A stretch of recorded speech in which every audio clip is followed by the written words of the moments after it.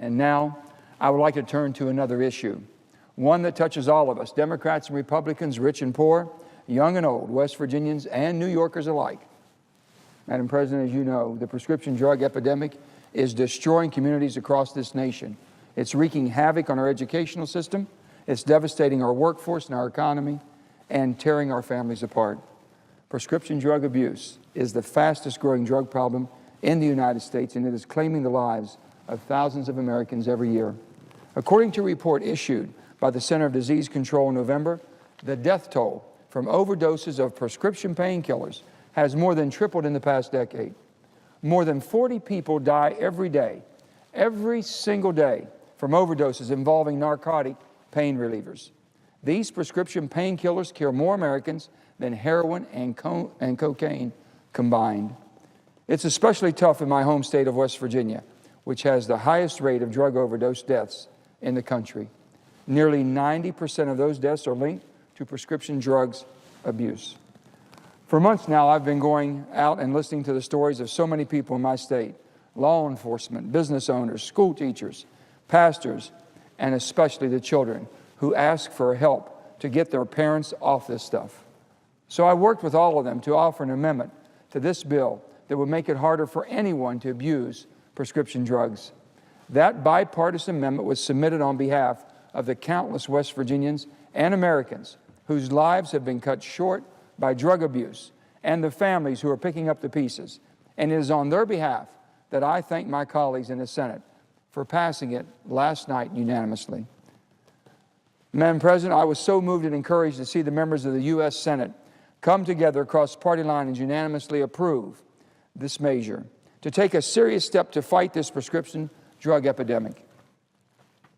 I strongly urge our friends in the House to do the same, and the President to sign this important bill. This measure is not the work of just one person.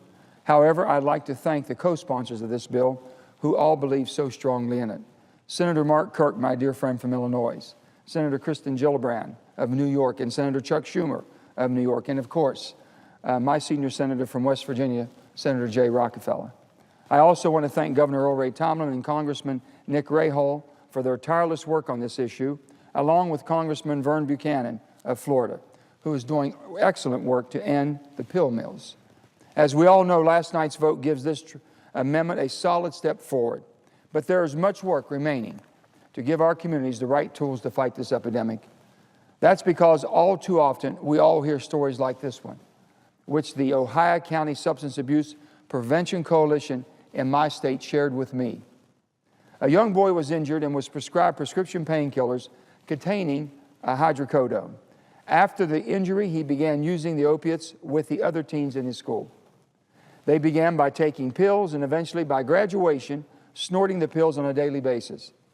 One day, he was convinced by a friend to try IV use.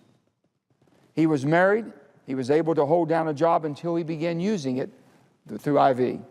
His wife was addicted to painkillers, and their child was born addicted to drugs. He wanted more than anything to be a hardworking father and husband. He wanted to live and to amend his past behaviors. He completed treatment, but eventually began using painkillers again. This man, in his mid-20s, overdosed and died. Think about it. This young man was snorting pills by high school graduation and dead in his mid-20s. Unfortunately, that story is more common than we would all like to believe. A 2012 study by the National Institute on Drug Abuse found that 8% of high school seniors had admitted to abusing Vicodin in the past year.